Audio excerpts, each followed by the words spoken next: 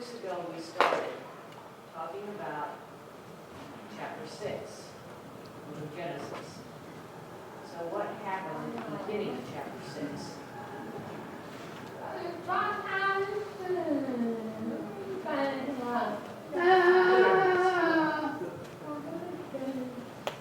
The whole world was bad. The whole world was terrible. And what else?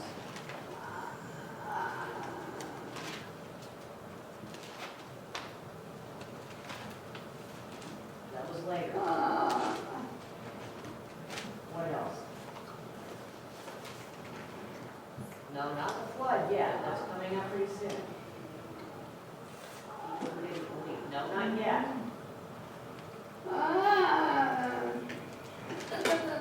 They were rebellious. And what else? I'm looking for. Giants.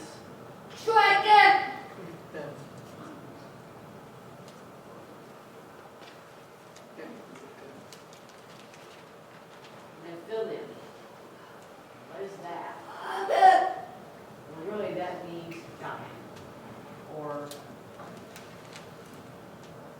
a tree fell, someone fells trees. And where does that come from? It seems that there were spiritual things involved. When we look at the explanation, there's a little bit of discussion about what we think and different opinions, and that's all right. But we know that there were spiritual things involved. We see a spirit of wickedness. And God was not happy with what happened. He was disgusted. He was upset. And he was sorry that he had made humans in the first place. God repented himself of having made mankind.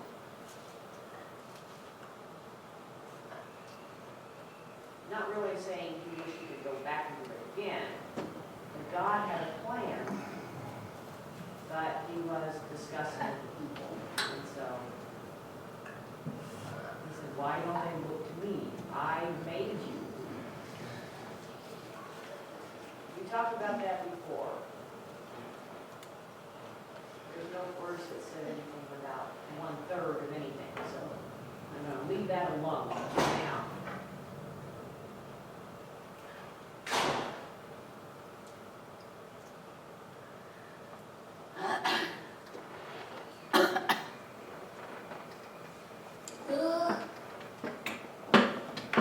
Okay, this is where we stop. And the Lord said, I will destroy man whom I have created from the face of the earth, both man, meaning women too, and beast, and the creeping thing, and the fowls of the air, for he's going to destroy everything. For it repented me that I have made them. I am disappointed. Repented really means I wish I had never done it. Now, I don't believe that really means this, but it gives us an understanding of God's point of view. Now, we humans have a limited understanding of how God feels, what his emotions are like. Can we understand God? No. But this gives a hint, a little inkling of what God feels. And many times, I feel like this. I wish I'd never done that. But you can't go back in time. You can't go back in time. We don't have a time machine. Once you strike the match, fire is already lit. Once you squeeze the toothpaste out of the tube, you can't put it back. Another example, my dad used to say, you know,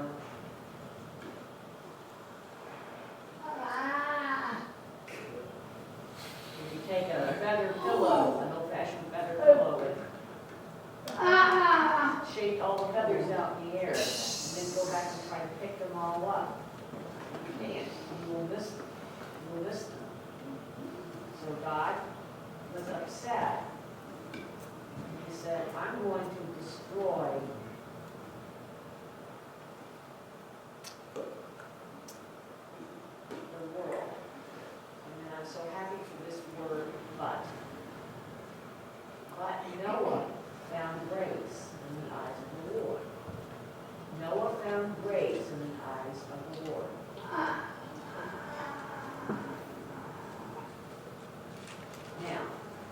Now, these are the generations of Noah. And anytime you see these are the generations, that means that now I'm going to tell you the history.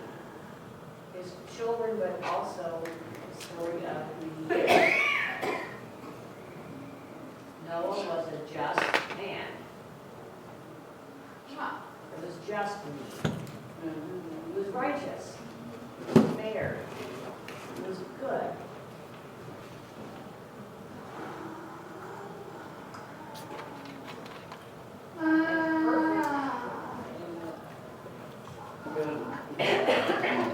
Was he perfect?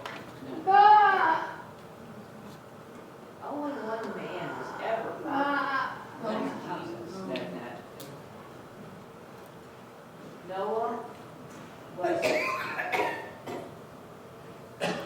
good and moral and righteous in his behavior. He might have had perfect behavior, but he still had sin. But he found grace in the eyes of the Lord. So obviously, Noah needed grace. He wasn't perfect. He was a sinner. But he found that grace, and he was spiritually mature. And notice one thing. Noah walked with God. What does it mean to walk with God? It means, does it mean that God came down from heaven and to walk with him? No.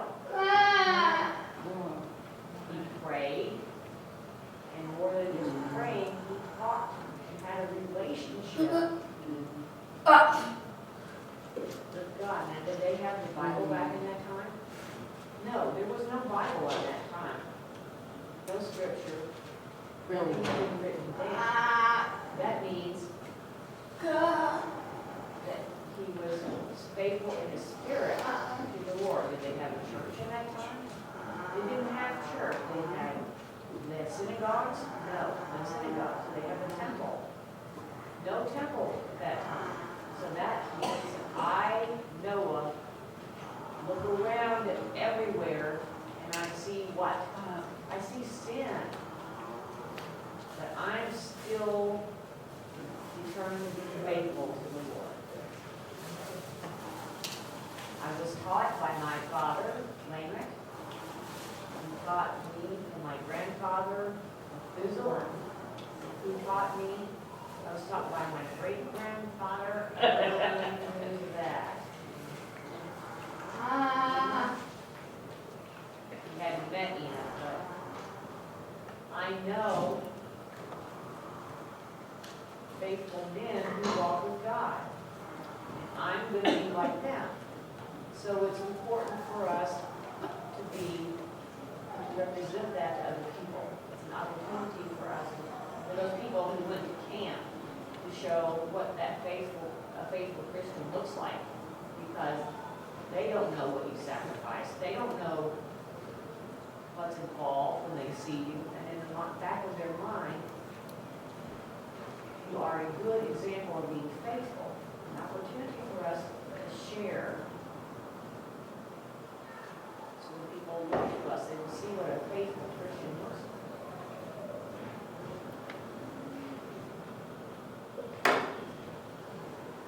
And Noah begat 3 sons. Shem, Ham, and Japheth.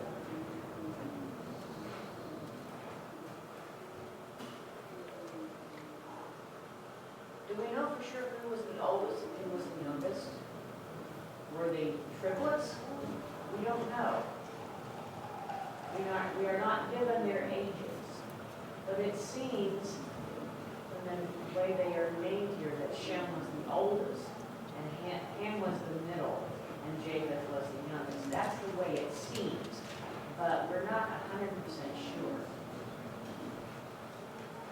And then related to that verse, it says Noah was 500 years old and begat Shem, Ham, and Japheth. And mentions them in that order. So he was at that time 500 years old. And the three sons were born when he was 500 years old.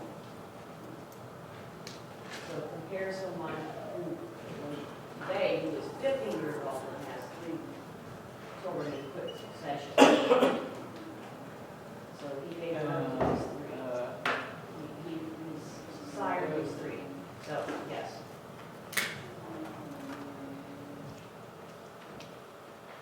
It's a good question. We don't know when they got married. We don't know who got married. These are their wives. We don't know anything about them.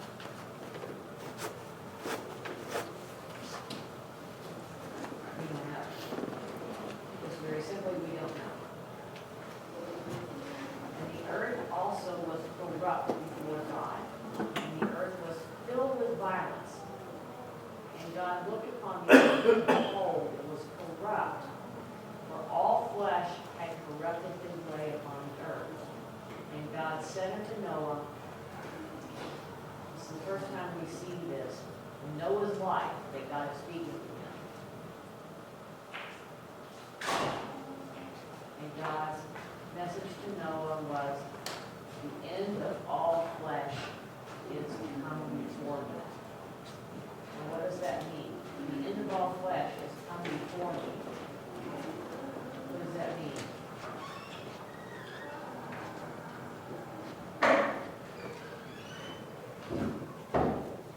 What does it mean? Put aside. What does that mean? God's going to kill the people. God will destroy all the people of the earth. Why? Sin, rebellion, no relationship with God. We'll talk about that. That's a good question. Good question. Was this a local flood or was it a worldwide flood? Unbelief.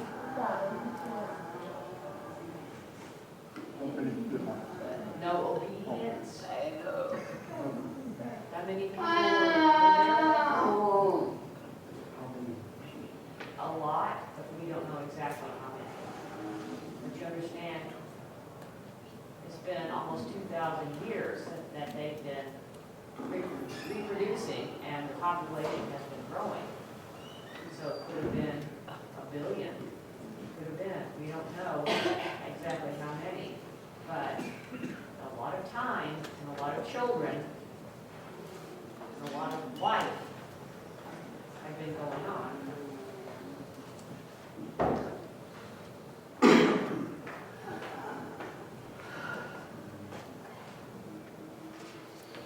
Well, there were eight in this family. We know that that's only one. We know of one family. And their father worshiped, their grandfather worshiped, but they died before the flood happened. So it could be that their family, we know for sure that Noah walked with God. That's what we know.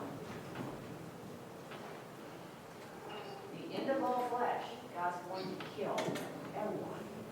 And the earth is filled with violence through them. And behold, I will destroy them with the earth.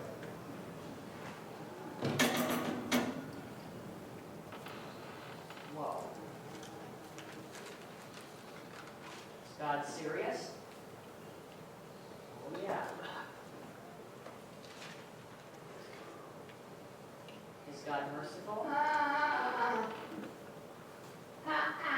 Yes, he's merciful to Noah. He's merciful to his wife and his family. God still is merciful. But what about the others? Why isn't he merciful to them? We'll talk about that more. Right, that's what we're going to talk about. So I'm not going to tell you today.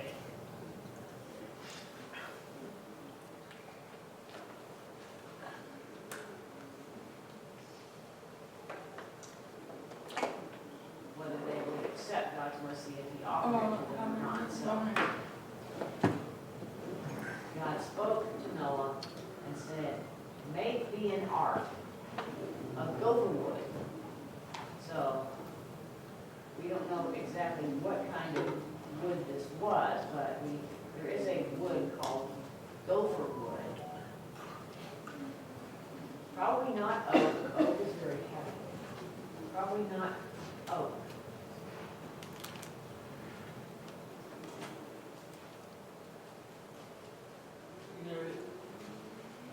Many people have tried to guess at this, but we don't know.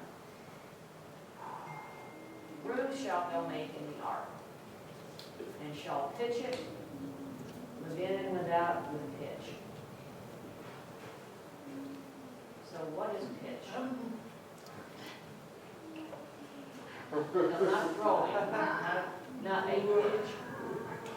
It's like tar. Sometimes it is called tar, and it's a building material called pitch. And where did Noah find that tar or pitch? We don't know. You might have found it in the fire or in a lava field. We don't know how they got it. Maybe sat from a tree.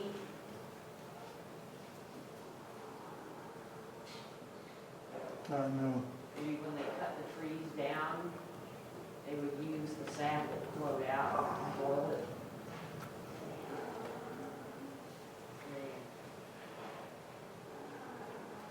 I'm not there yet. So they use pitch.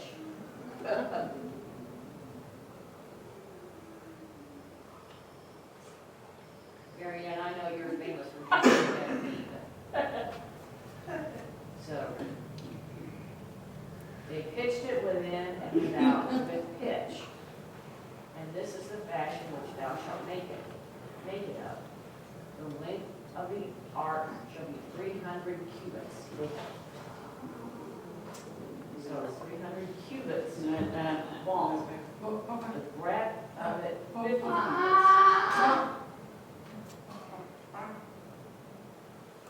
All right, we're going to talk about that. The height of it, 30 cubits. Now, James is saying it's 450 feet. And a lot of people agree with that. Where did that idea come from? The cubit. What does a cubit mean?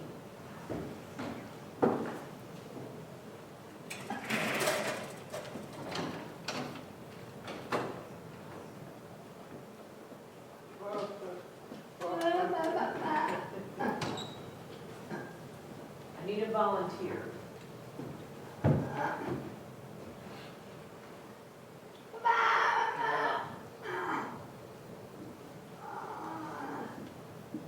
Would you mind coming up and volunteering? And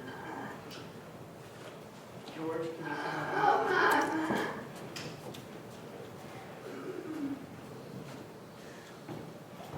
What is a cubit? A cubit is a measure from someone's elbow to the tip of their middle finger. So now I'm going to measure and we'll see if they're all the same. Oh, dear.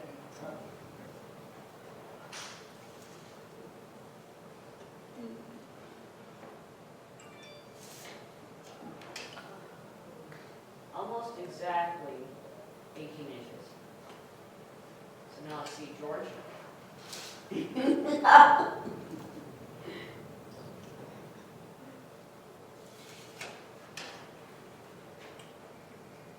Eighteen and 3/4. Now, you measure me.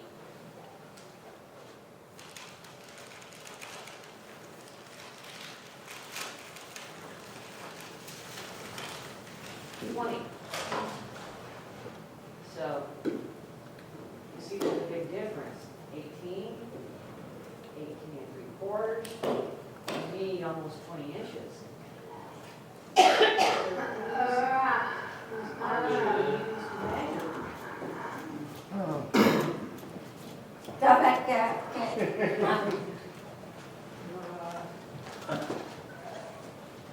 Rodney says, follow the Yes. king. well, King's arm, like it measures. Right. That's the cubit. When we're doing the measuring, that's determined what the cubit is. In Hezekiah's time, they used the cubit to measure. And today, we know exactly how long that cubit was, almost exactly 18 inches. Because based on that, we've used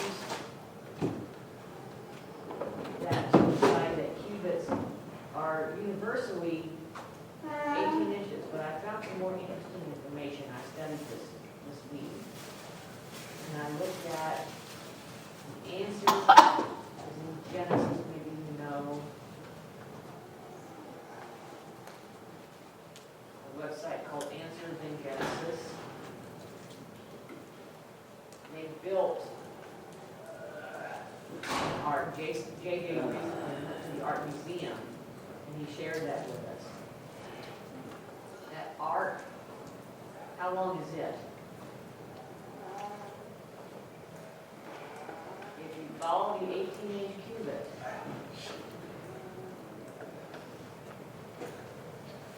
it should be 450 feet long. But it's interesting that according to the Egyptian measurement, who wrote this in the book of Genesis?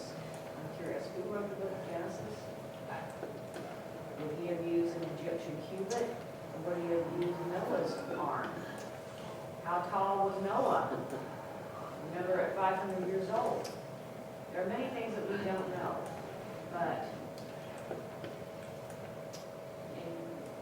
in Kentucky, when they measured it, they used the Egyptian cube of 20.6 inches. So,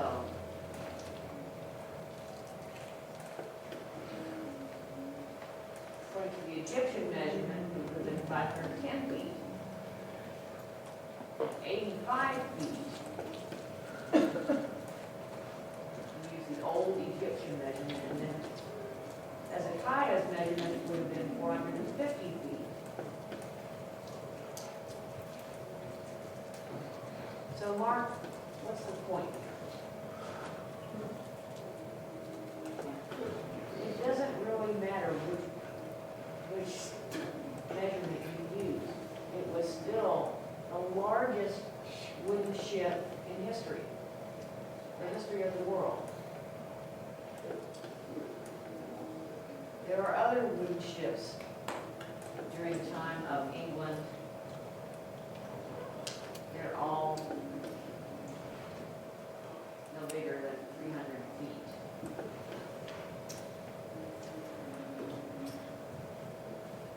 This would have been a football field and a half. It was big. The tallest tree.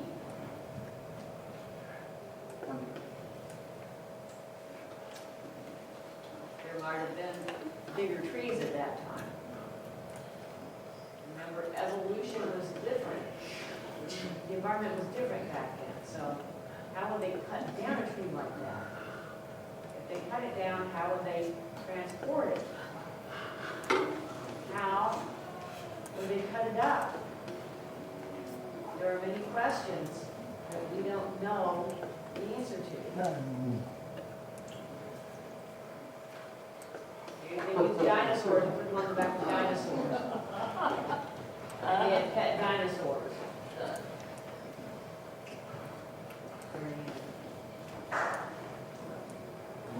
Bread, the width of it, how wide was it?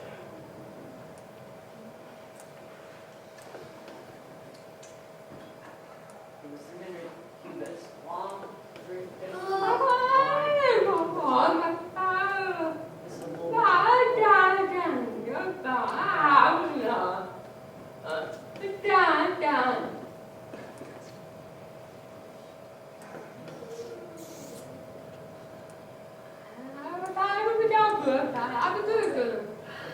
No, Titanic, okay. Titanic.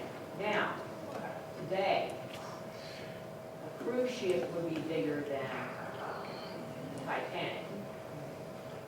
They can be 1,500 feet long, right, 3 times that.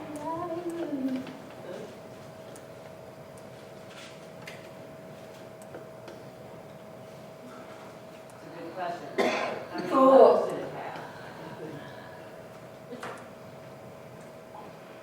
And a window shalt thou make to the ark. And in a cubit shalt thou finish it above. And the door of the ark shalt thou set in the side thereof. With lower and second and third stories shalt thou make it. So now, here's a picture.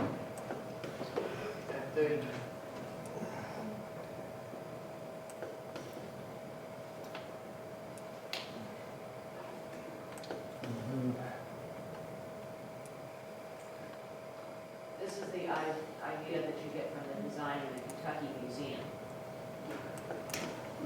Now, is that exact?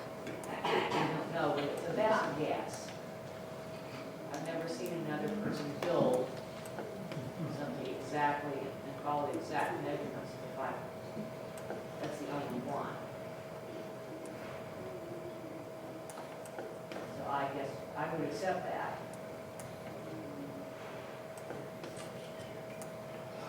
They have a wheelchair arrangement.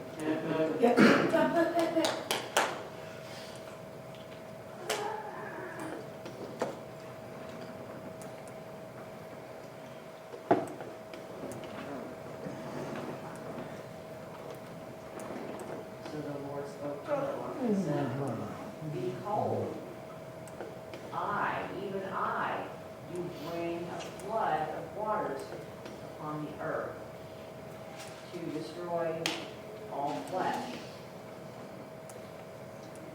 Wherein is the breath of life from under heaven.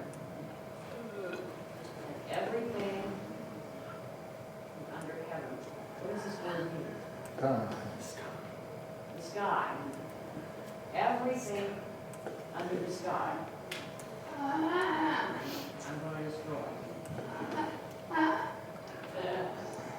I'm going to destroy it. Everything that is in the earth shall die.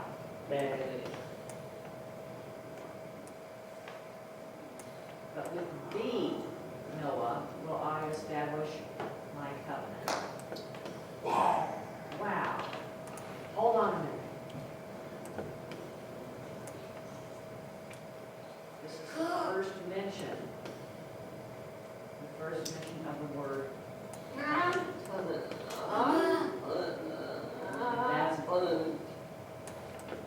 That's important. Later on, there will be there will be other covenants, but this is the first time we see the word covenant. What does covenant mean? Promise, an agreement, a contract.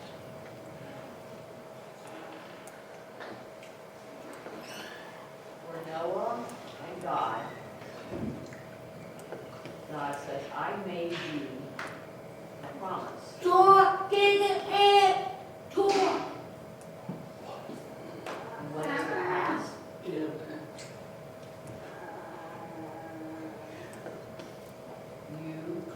will come into the ark,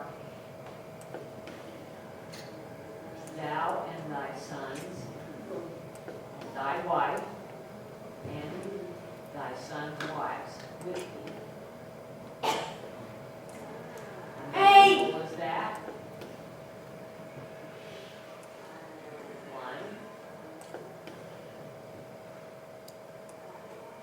2, 3, 4, 5, 6, 7, 8. Hey. Just 8. Now, if you watch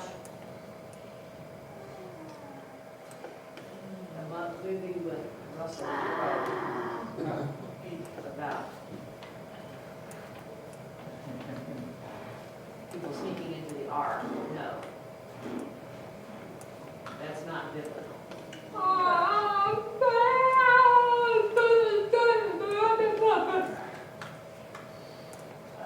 No. That's not the first judgment on people. There have already been judgments on people. Where do we see that? Adam and Eve were kicked out of the garden.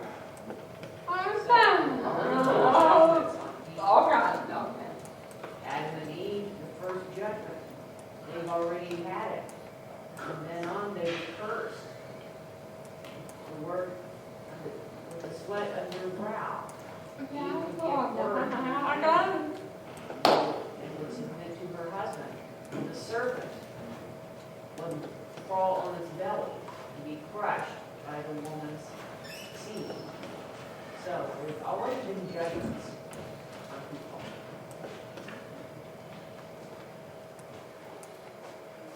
And of every living thing of all flesh, 2 of every sort shalt thou bring into the ark. Why? To keep them alive with thee. They shall be male and female. Of fowls after their kind, and cattle after their kind, of every creeping thing after his kind, 2 of every sort shall come unto thee to keep them alive.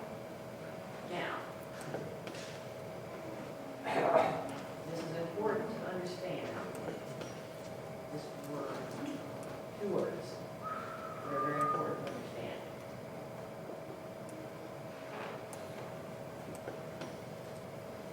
Time and sort.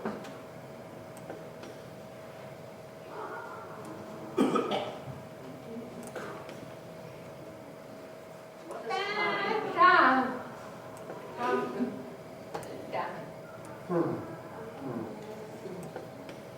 They're different animals. They have something in common, male and female both. Male and female, right, 1 each.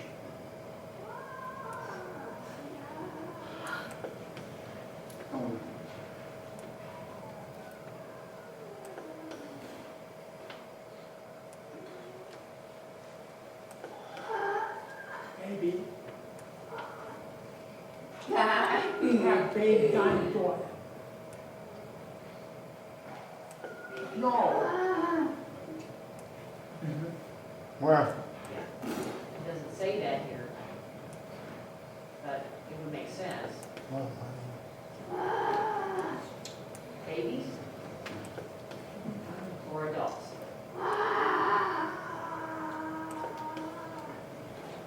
The important thing is to understand the word kind. What does the word kind mean?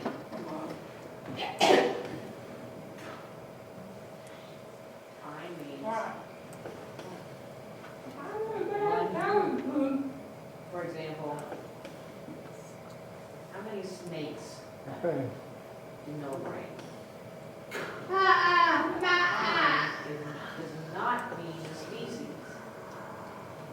It is not the same. For example, I can get two snakes that are different species, the same kind. They're both snakes. Snakes in no ring. Today. Probably not that one. At least.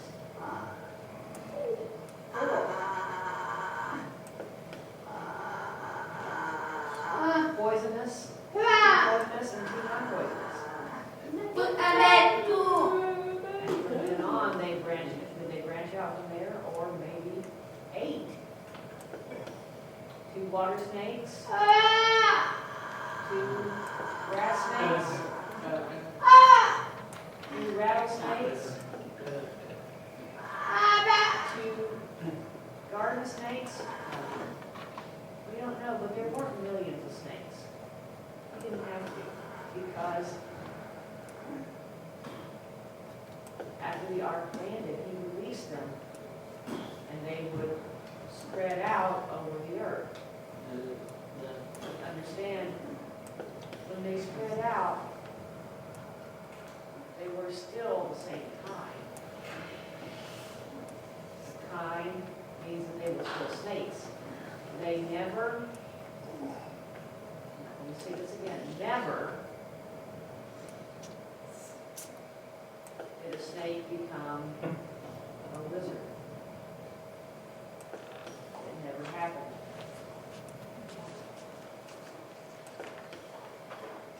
Evolution wants to teach you they can change kind. Thank you for being patient. A cobra. I just recently visited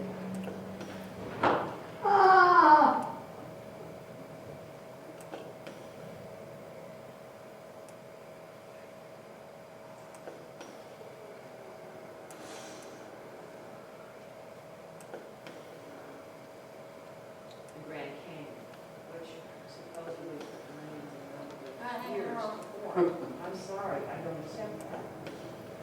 I don't accept that. I know that I'm one of a small percentage of people, and most people all over the world look at me and mock me and make fun of me. That's all right.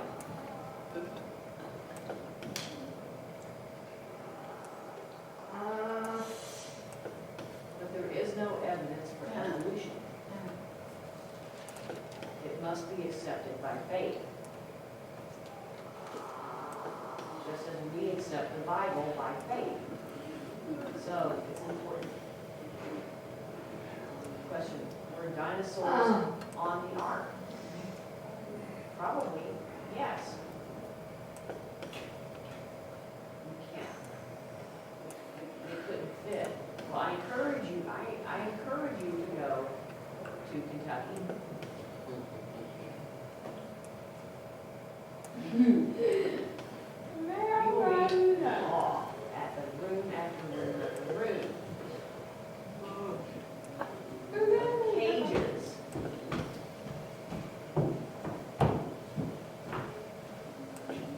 How many cages could fit? 450 foot, like on 3 levels. That's a lot of cages.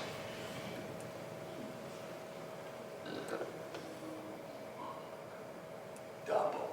The ark was double in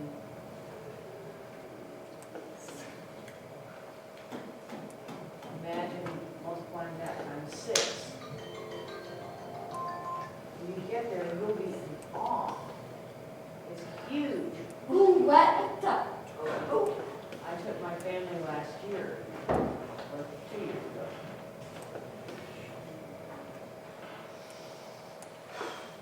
We were there maybe 4 hours, More. and that wasn't enough time. I could have walked around everything for 2 or 3 days.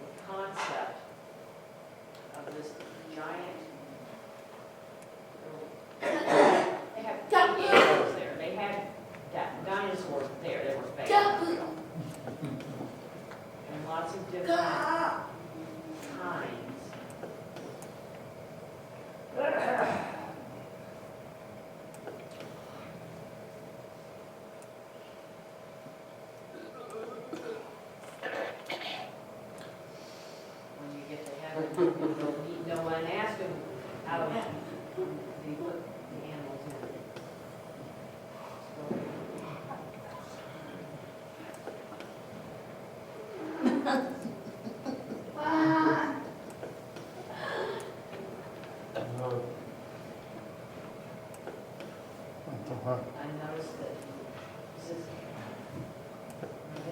Kevin, I'm gonna ask Noah, how many animals put in the ark? It's interesting that Noah did not gather the animals.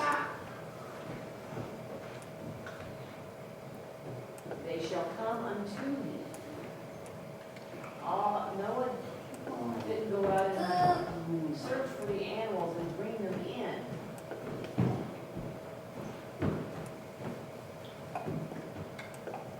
Have to convince them to come in. They just came. They just came. Why did they come? Because of God. Maybe God speaks to animals.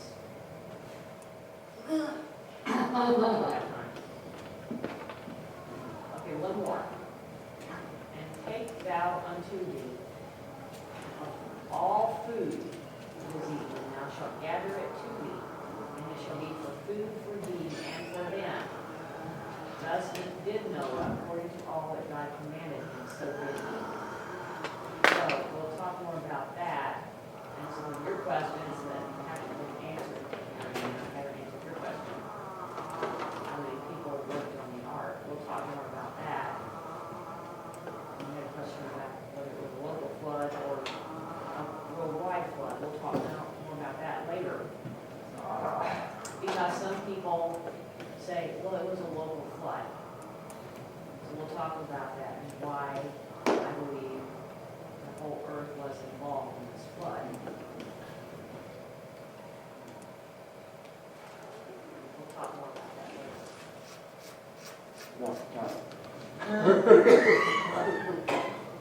The world was flat.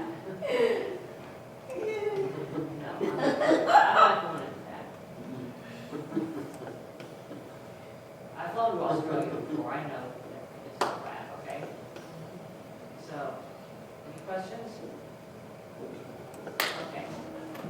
Let's close with prayer. And before we close, it's important to understand, okay, Mark, what's the point? Genesis chapter 6.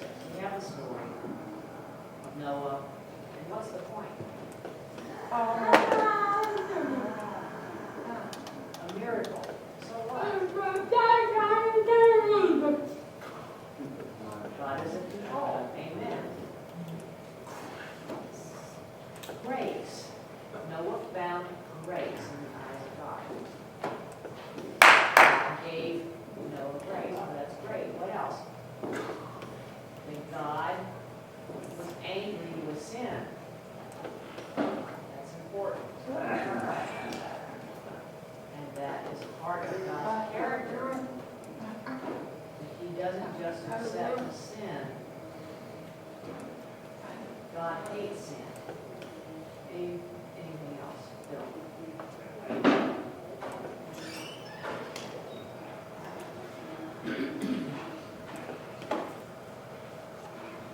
That God didn't destroy all the animals. The animals had grace too. God's judgment.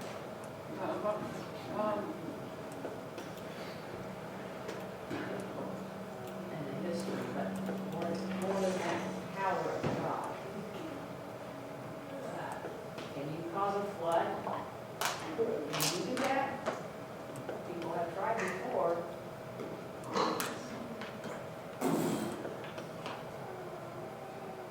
Well, you can cause a flood for a short time.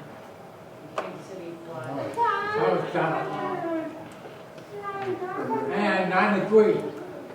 Before that, was in the 1930s. I saw a museum talking about the flood. Kansas City experience.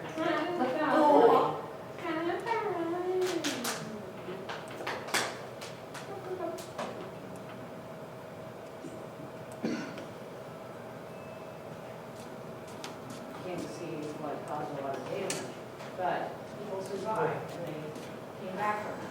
Compared to Nicholson flood, we'll talk about how long that flood lasted, how long they say in the ark. 40 days it rained. No, the flood wasn't 40 days, we're talking about that. Anyway. Do you have any more questions? We'll talk about that later. God, we thank you for your grace. We know that you are angry at our sin, and we have sinned. Lord, please forgive my sin. And we thank you for the promise of forgiveness in Jesus Christ on death on the cross. Help us not to take unfair advantage of that, but to know that we have grace. We can have peace in our hearts. We thank you for judgment that you give us to warn us. And I pray for those who are happy that they have found grace